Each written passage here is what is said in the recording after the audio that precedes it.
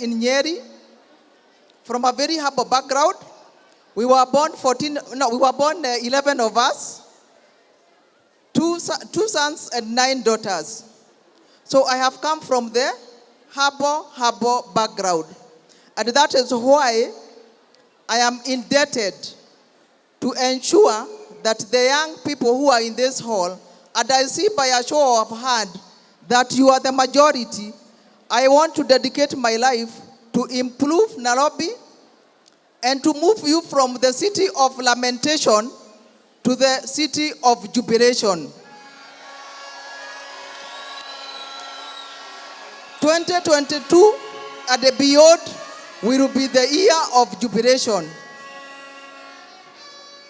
I had my speech here that I'm going to go through, and in the interest of time, I'll just go direct to the speech.